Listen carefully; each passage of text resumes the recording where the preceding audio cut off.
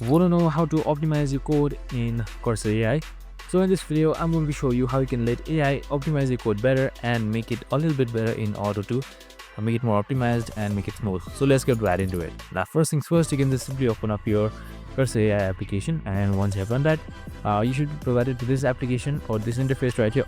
So I have this random code with me for now, which I need to optimize. So you can see it's actually a 49 code, and in order to optimize it, you can just simply select all, or you can't, that's your choice.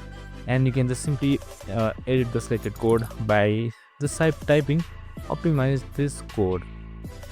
So once I click that, it should generate and it should take some time right here, and it should start optimizing. So as you can see right here, it's happening in real time, and that's it. Super simple and easy. I hope this video helped. If it did, make sure to like, subscribe, and tune in with us for more of these videos. Have a good day and see you in the next one.